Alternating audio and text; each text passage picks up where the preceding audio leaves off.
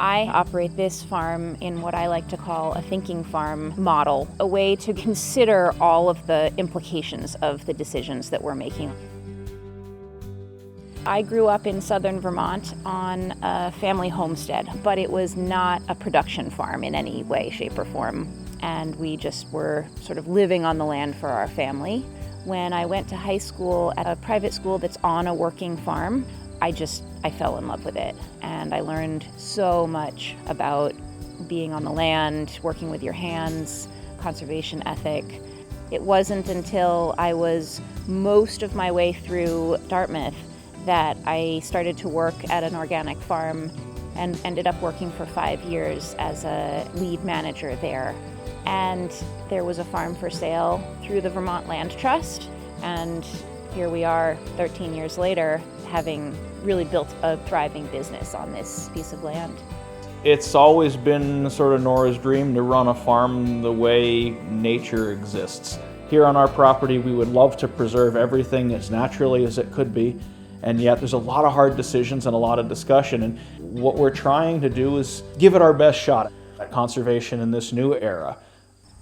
Today, we have about 15 acres of production vegetable fields. We're doing a constant rotation of cash crop and cover crop. So every spring, we till under our cover crop, plant what's going to be the season's cash crop. In addition, we are raising pork and turkey and chicken on pasture. So we have about a 10-acre field that we're cycling those animals across as they build the soil for us. We are also haying about 70 acres of land total, making 2 cuts of square bale feed hay. And we also have about a 3-acre fruit tree orchard that we planted right after we moved to the farm in 2012. And it's now in its sort of peak production phase. All told, we have about 100 acres of open land, and that's also paired with about 100 acres of forest land. We have a timber management plan where we are constantly doing patch cuts or targeted cuts to improve the species makeup in the woods. We've been really intently pulling a set list of invasive species that we're trying to eradicate on the farm. And once you pull them, you're left with a blank slate.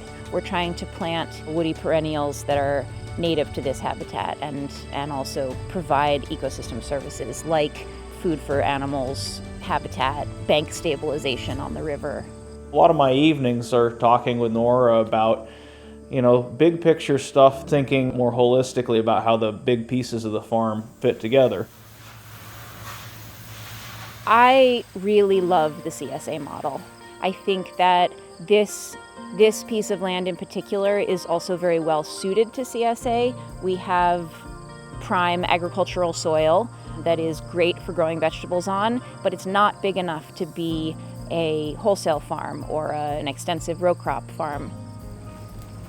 She's been doing an enormous amount of things that directly address the problem here and also act as leadership in the broader community.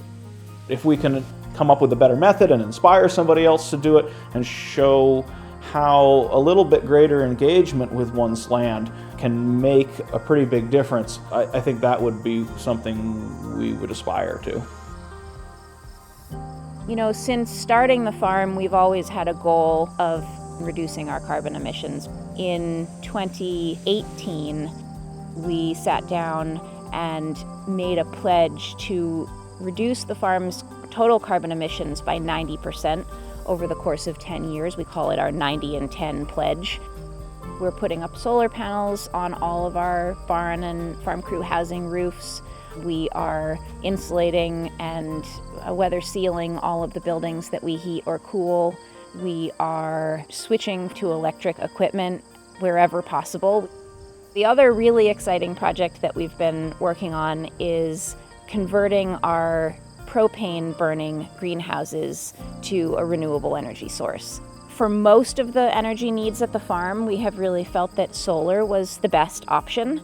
But when it came to the idea of heating our greenhouses, solar wasn't a good match. we realized that we have an untapped renewable resource right here on the property in the form of our 100 acres of forest.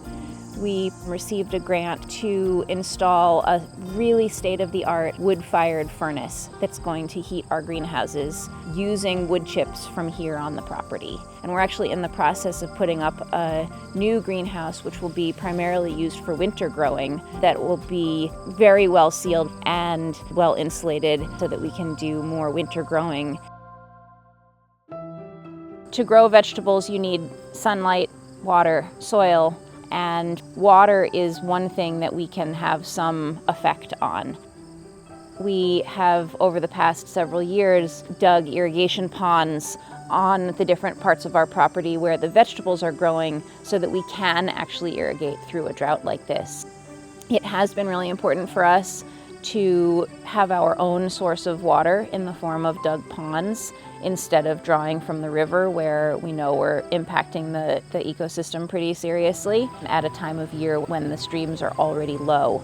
The ponds that we have put in are all filled with spring runoff and are essentially a holding container that we do pump down over the course of a drought, but we know that that's a man-made source and is not a natural ecosystem that we're worried about damaging.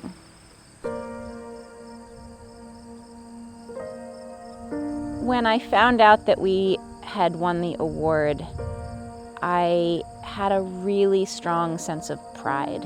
One of the things that I was excited about was for our members to know about it, to understand that they're not just purchasing vegetables, they're also purchasing an experience, they're purchasing a relationship, they're really becoming a part of the farm.